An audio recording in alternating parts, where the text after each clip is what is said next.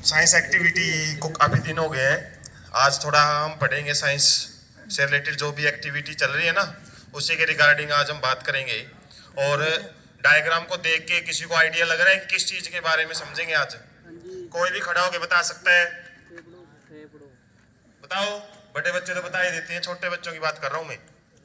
पता है किसी को इस लाइन में कौन सा तंत्र है ये?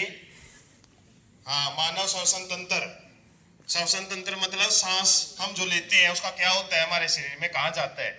कौन सी गैस लेते हैं हम? ऑक्सीजन। ठीक है, वैसे तो सारी जो वातावरण में गैसें हैं कितनी कितनी की मात्रा में है वो पता है किसी को? हमारे वातावरण में सबसे ज्यादा गैस कौन सी है? कितनी % है? कितनी? देख लो,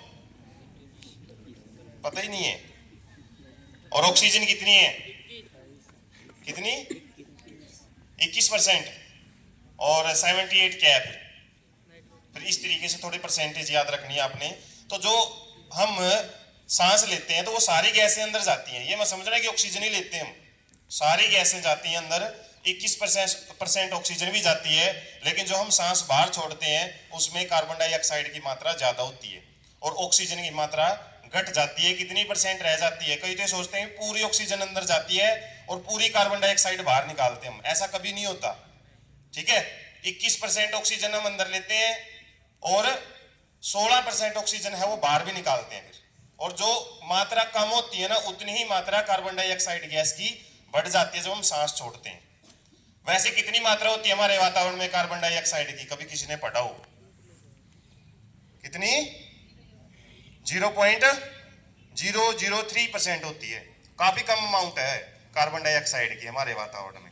लेकिन जैसे ही हम सांस छोड़ते हैं बाहर तो उसमें लगभग 4%, जो हम सांस छोड़ते हैं उसमें 4% या 5% के आसपास कार्बन डाइऑक्साइड गैस होती है।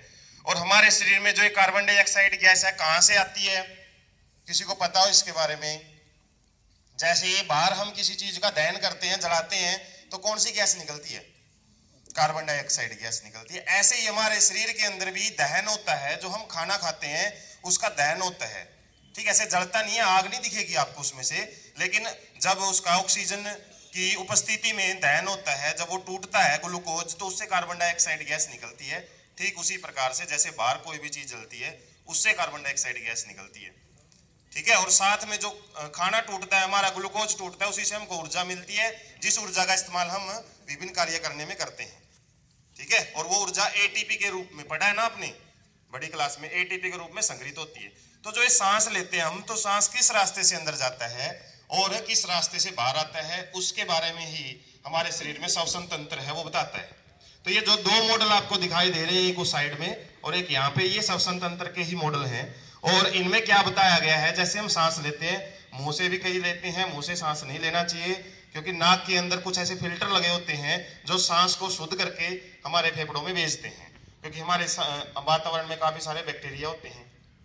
ठीक है, जो कि हम सांस के माध्यम से अंदर ले जाते हैं। तो हमारे नाक के अंदर श्लेष्मा वगैरह है या फिर जो हेयर्स हैं, छोटे छोटे बाल हैं, वो फिल्टर कर देते हैं। और जो सांस हमारी नाक के अंदर से जाता है, ये नथुने होते हैं दो, और ये दो पीछे जाके मिल जाते हैं। उसके बाद हमारा कौन सा भाग आता है? नाक के अंदर एक छोटी सी गुहा होती है, कैविटी, और उसके बाद फेरेंक्स में चले जाती है हमारा जो सांस है। और फेरेंक्स से होता हुआ फिर कहाँ जाता है? हमारे एक भाग होता है लैरिंक्स, और उसी के अंदर क्या लगे होते हैं? Vocal cord. पता है कभी वोकल कॉर्ड के बारे में?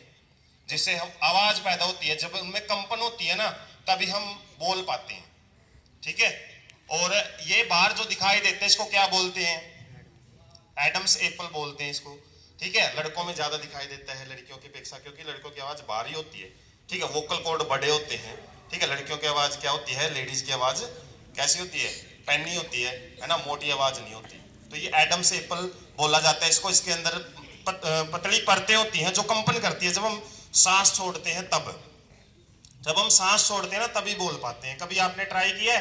बस सांस ले रहे हो और बोल रहे हो, आप करके देखना, कभी ट्राई नहीं बोला जाएगा आपसे, क्योंकि जब हम सांस छोड़ते हैं और इन परतों को बिल्कुल संकुचित कर दिया जाता है, पास पास में लेके आया जाता है ताकि इनमें कंपन हो, और उसी कंपन को हमारी जो जीभ होती है वो क्या करती है? अलग अलग भाषाओं के रूप में बाहर निकालती है। तो जीभ का भी काम होता है ना बोलने में, पढ़ते हैं हम, स्वर व्यंजन पढ़ते हैं। ठीक है, हमारी जीभ जिस भाग से टकराती है उस हिसाब से हमारे आवाज पैदा होती है ना, क्या खा गया जितने भी हम शब्दावली यूज करते हैं ना, तो जीभ की कलाकृति या फिर जीभ की जो कला होती है ना, उसी की वजह से शब्द निकलते हैं बाहर।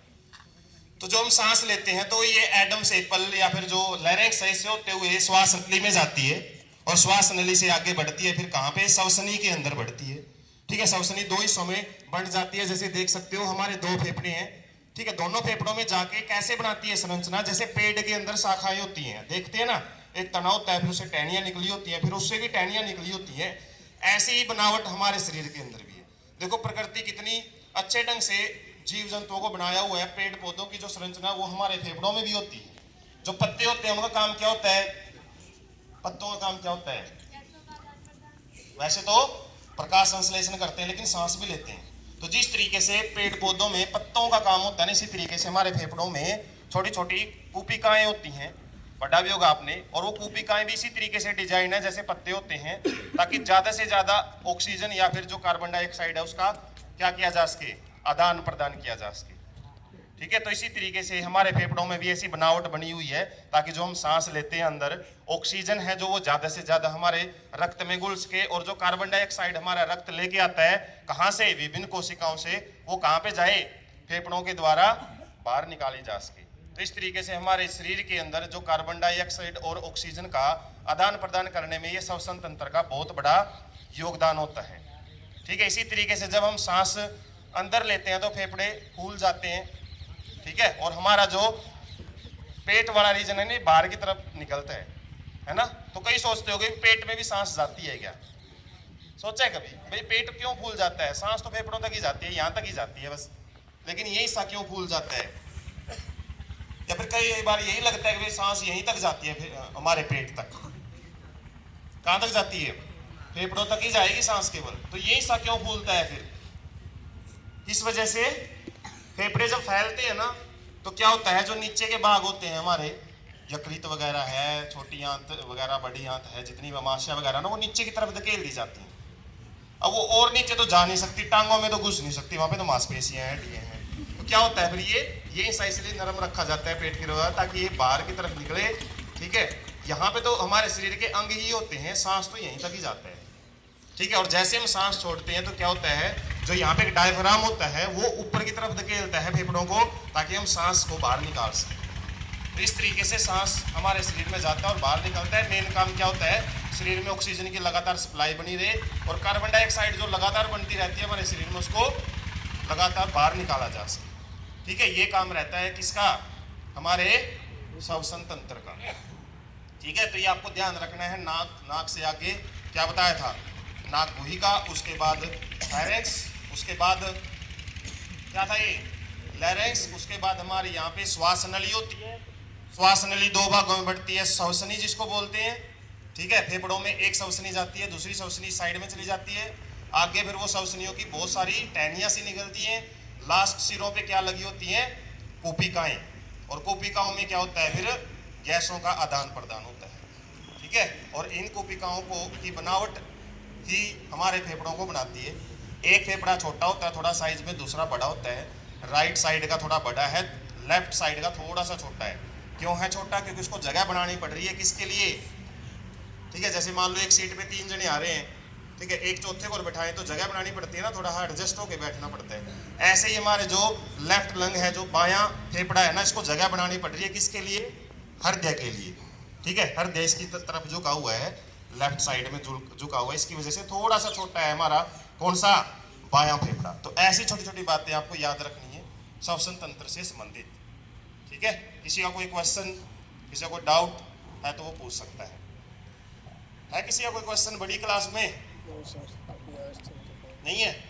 तो आज के लिए इतना ही, थैंक यू।